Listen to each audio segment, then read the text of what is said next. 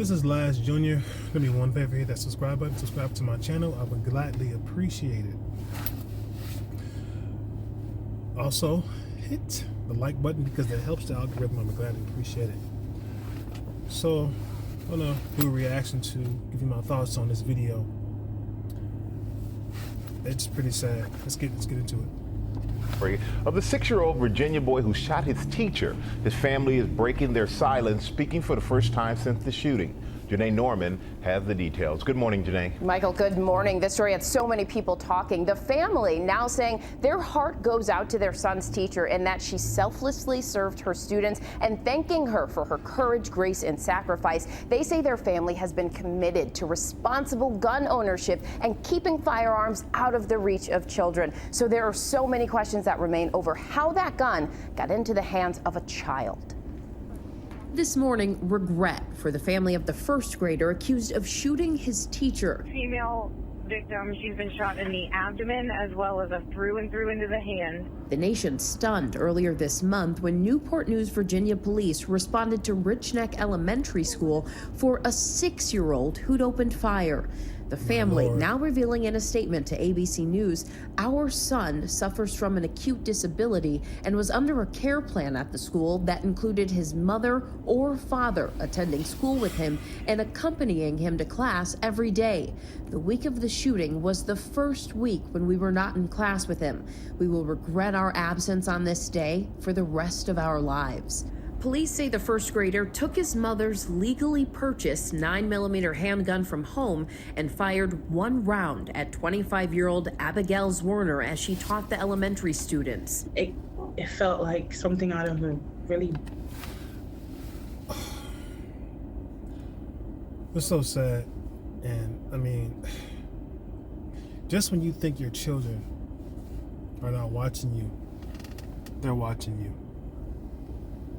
Pay attention and listen. I have 2 children of my own. They go to school, and it's a scary thing.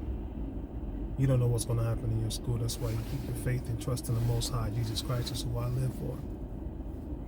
Ask Him for help. He will help you, and you plead the blood of Jesus over your children, as well as yourself, as well as your family and friends. It's sad. Let's get back into it.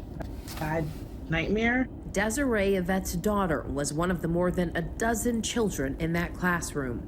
She's scared because Ms. Warner is her favorite girl. She would always say it, and for her to get shot,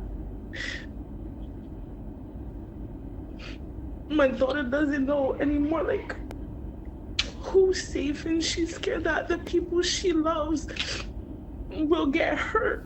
The family telling ABC News they have been cooperating with local and federal law enforcement, adding that the firearm our son accessed was secured. Police still investigating how the 6-year-old got a hold of the gun. And okay, you can't say that the gun he got a hold of was secure. If it was secure, it would have been somewhere where he didn't know. He was watching you. He knew. He knew. Just take accountability for everything. No ifs, ands, or buts. questions mounting after school leaders told parents they got a tip that the student had a weapon, even searched his backpack, but didn't find the firearm before Zwerner was shot. Terrified parents and faculty members voiced frustrations at a recent school board meeting. I send my kids to school and find myself praying to God that they will return home safely. Our students do not wonder if there will be another school shooting. They wonder when and where the next shooting will be. And we've heard the teachers back home recovering. But guys, it is the issue of the school being tipped off about that student possibly having a weapon, even searching his backpack and not finding it. And see, the fact that, excuse me, they were tipped off and they didn't find the weapon, that lets you know that he hid it. Where did he hide it? Kind of like cops and robbers. It's really sad. I thank the Lord that this lady is recovering.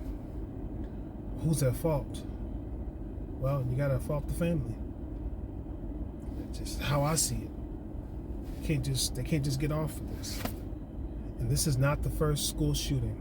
When I was coming up, I'm 41, and when I was coming up, there were school shootings happening in Chicago, in schools, in other states. Didn't always make the news. So just be aware. When your children step outside the house, they're different at school than they are at home because they're around their friends.